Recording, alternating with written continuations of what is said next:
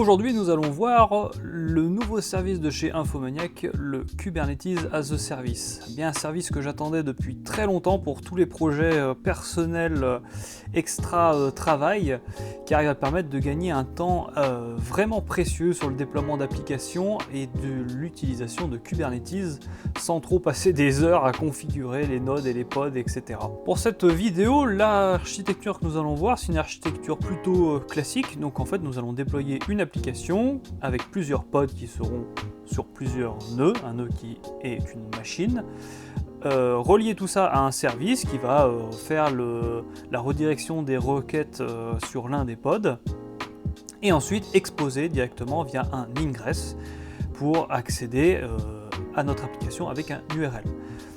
Bien entendu, vu que nous voulons du HTTPS, du certificat sécurisé, nous allons aussi déployer un Cert Manager pour sécuriser notre URL avec HTTPS. Et donc ainsi, notre client aura accès en HTTPS à notre application déployée avec Kube as a Service. Notre application sera très rudimentaire, ce sera une simple application Python Fast API. Vous pouvez vous imaginer avec n'importe quelle autre application, que ce soit web, WordPress, etc. Nous allons garder la démonstration rapide, mais pour de prochaines vidéos, nous déploierons des applications de type intelligence artificielle à l'aide de AI Tools de chez Infomaniac. Et donc pour accélérer le déploiement, nous allons avoir besoin de du gestionnaire de repository Kubernetes Helm qui va permettre de facilement installer les deux applications qui seront Cert Manager et Nginx Ingress. Pour commencer, déjà, nous allons créer un cluster Kubernetes à l'aide donc du manager. Comme vous pouvez le constater ici, nous n'avons pas de cluster de fait. Alors auparavant, il va falloir créer déjà en premier temps un public cloud. Il suffit d'en commander un juste ici. Et donc une fois le produit public cloud acheté, vous allez sur cette page qui va vous afficher et donc vous verrez afficher votre nouveau public cloud dans la liste ci-dessous. Et donc me voilà dans mon produit public cloud, j'ai créé un projet auparavant. Et donc dans ce projet, je vais pouvoir ensuite créer mon cluster Kubernetes. Alors vous avez donc deux possibilités, soit une version mutualisée où vos ressources seront mutualisées avec d'autres personnes, soit une version dédiée où en fait vous allez pouvoir sélectionner vos instances, tout comme le public cloud, ce que vous pouvez faire auparavant. Donc nous allons partir sur une version dédiée. Une fois arrivé sur cette page de cluster, il va nous falloir du coup notre kubeconfig afin de pouvoir appliquer et faire les différentes opérations sur notre cluster. Et donc une fois que maintenant notre cluster a été créé, nous allons pouvoir créer une instance. Alors là pour la démonstration, je vais utiliser les machines les moins chères, mais vous pouvez donc en fait choisir parmi tout le catalogue du public cloud. Bien entendu, il faut auparavant faire une demande pour augmenter votre niveau de ressources si vous souhaitez du GPU ou des machines beaucoup plus puissantes. Ensuite, une fois que sur cette page, nous pouvons choisir le nombre de fois que nous allons répliquer cette machine. Donc on peut aller jusqu'à beaucoup. Là pour la démonstration, nous allons mettre qu'une seule. Donc bien entendu, si j'en mets deux, il va y avoir deux nodes dans mon cluster. Une fois mon instance créée, je vais la voir apparaître ici. Il va falloir attendre un peu le temps de faire tout le nécessaire en configuration. Et ensuite, une fois que le badge actif est fait, nous allons pouvoir utiliser notre serveur. Si nous souhaitons faire d'autres nodes, il est toujours possible d'ajouter un nouveau groupe avec de nouveaux types de machines. Par exemple, si on veut des GPU, il est possible d'en rajouter après coup. Avant d'aller plus loin et d'installer l'application, nous allons juste regarder rapidement quels sont les changements qui ont été faits au niveau de notre public cloud. Donc là, j'ai changé d'instance, mais on retrouve du coup mon projet cluster K8s avec ce projet qui contient notre cluster Kubernetes et ensuite nos accès OpenStack. Et nous allons aller voir tout de suite quelles sont les modifications qui ont été faites. Donc là, nous sommes sur notre interface OpenStack. Le but, ça ne va pas être de vous faire le tour de cette interface. Il y a des vidéos qui ont été réalisées par Infomaniac qui sont très très bien. Nous allons juste rapidement voir quelles sont les choses qui ont changé. Donc on peut voir notre machine ici qui a été créée automatiquement par notre outil Kubernetes. Au niveau topologie réseau, tout s'est chargé de nous, parce que là c'est le moins marrant à faire je trouve à chaque fois, cette topologie réseau. Donc là on peut constater notre routeur Kubernetes qui a été créé automatiquement, notre interface X-Floating en fait qui est tout simplement une interface qui permet d'exposer notre sous-réseau interne à l'extérieur via sur le web. Et ici notre réseau Kubernetes interne où ici nous avons nos différentes instances. Donc si nous ajoutons de nouveaux nodes, nous allons voir plusieurs nodes apparaître ici. Donc nous voilà dans notre projet. Ici donc, nous avons notre application FastAPI. J'ai créé un Dockerfile plutôt simple pour installer les différentes dépendances et exposer mon application FastAPI. Ensuite, mon image Docker, je l'ai publiée dans le Docker Hub public. Voici comment s'agence notre déploiement Kubernetes pour notre application. Donc, pour aller très vite, j'ai mis 2 réplicas. Donc, notre application sera dépliquée 2 fois avec la destination de notre image Docker. J'expose le port 8080 de mon conteneur. Je définis mes ressources. C'est toujours une très bonne pratique de définir ses ressources limites et minimum. J'expose ainsi mon service dans mon réseau Kubernetes pour créer un service avec un load balancer ici. Donc si mes 2 pods vont être dirigés par mon load balancer. Et donc nous verrons après l'ingress qui va nous permettre d'accéder à notre application depuis l'extérieur. Nous allons donc appliquer la configuration qui est présente dans le repository public de cette démonstration. Ensuite nous allons voir, moi j'utilise Lynx pour faciliter la visualisation des différents pods et ingress, ça facilite un peu la navigation. Donc là on peut voir que j'ai mes deux pods qui sont ici avec mon deployment ici. Donc on peut constater que mon application est chargée.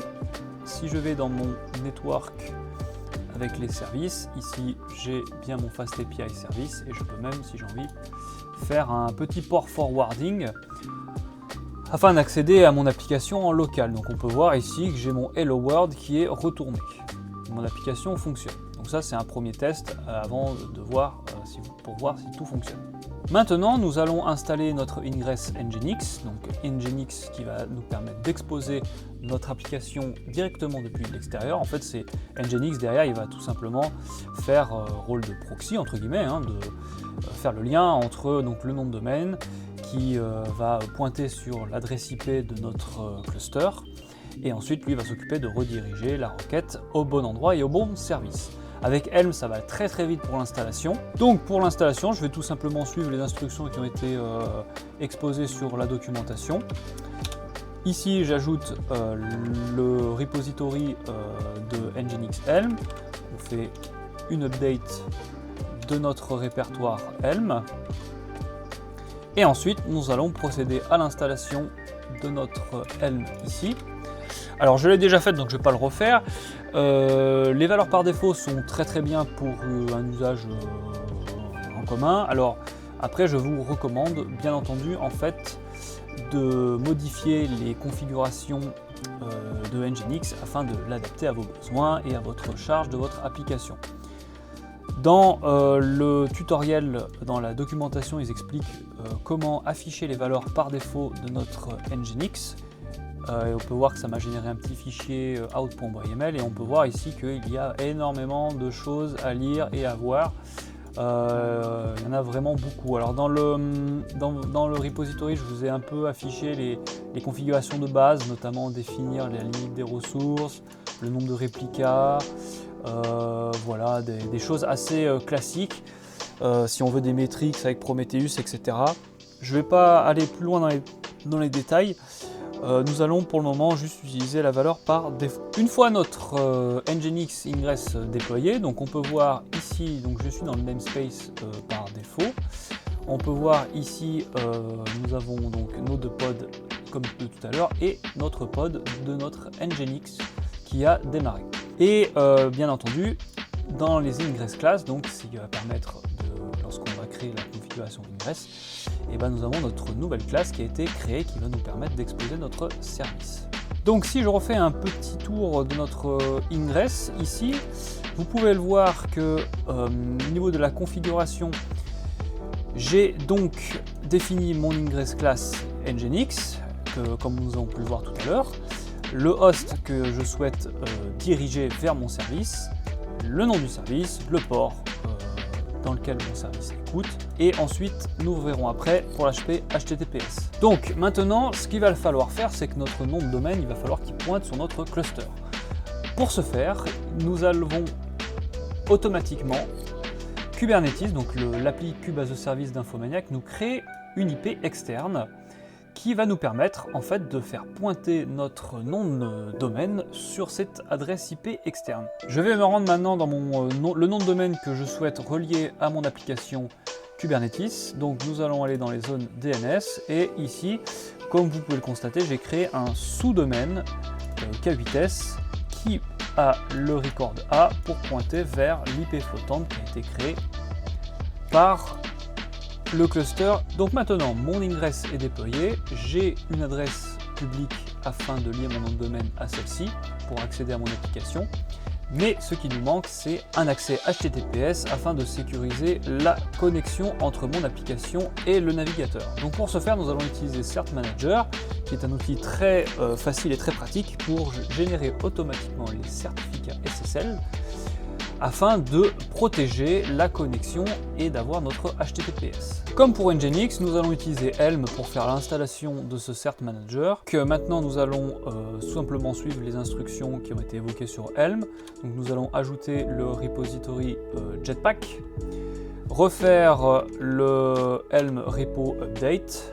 Alors il y a deux paramètres intéressants à voir, notamment le premier c'est SRDS Enable et SRDS Keep. SRDS c'est Custom Resource Definition. Donc, ces deux options vont permettre donc d'autoriser le fait de créer des ressources custom afin de définir nos issuers et nos différents paramètres de configuration pour activer notre certificat. Et donc une fois notre Cert Manager installé, nous avons ici dans notre Custom Resources, nous pouvons voir pas mal de choses, notamment les certificats, les issuers que nous allons voir tout de suite. Une fois notre Cert Manager installé, il va falloir créer un issuer, donc ça va simplement être l'outil qui va permettre de créer les certificats et les associer à notre classe Nginx.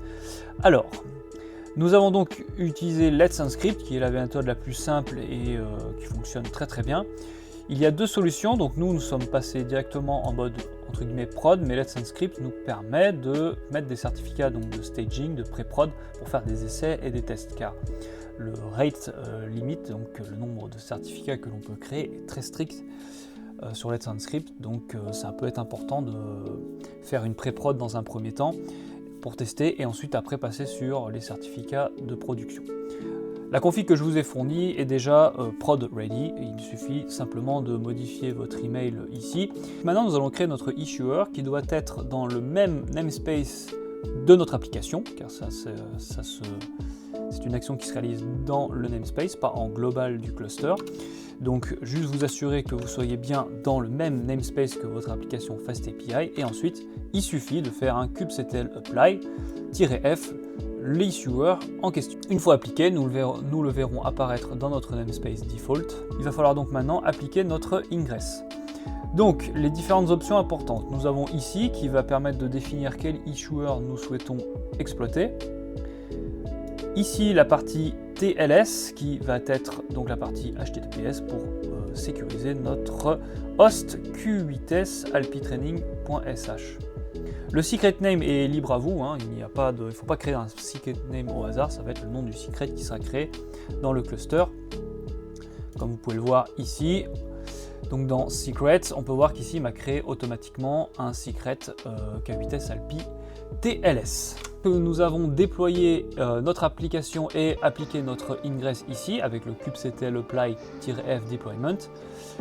Vous pouvez constater que nous voyons notre ingress de créer avec le lien HTTPS disponible ici. Donc si vous avez bien fait la modification dans le manager Infomaniac pour que ça pointe vers l'adresse IP de notre ingress ici, il vous suffit ensuite de d'aller sur votre nom de domaine que vous avez fait pointer et votre application sera accessible en HTTPS.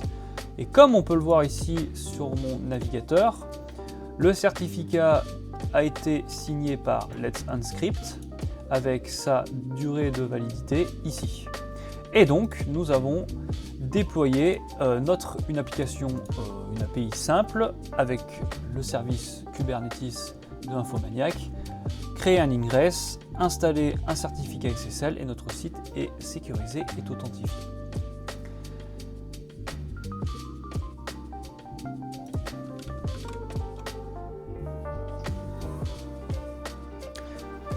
Donc voilà, nous avons terminé notre démonstration du service Kube as a Service de Infomaniac. Bien entendu, l'application est menée à évoluer dans le temps avec des nouvelles fonctionnalités, de l'auto-scaling sur le nombre de nodes, plein de belles choses à venir. Mais vous pouvez le voir déjà qu'avec ce nouveau service, un gain de temps est non négligeable pour déployer tous vos produits, créer des stacks très rapidement et avoir la puissance de Kubernetes en quelques clics. Et merci d'avoir écouté cette petite démonstration et on se retrouve très prochainement pour de nouveaux tutos.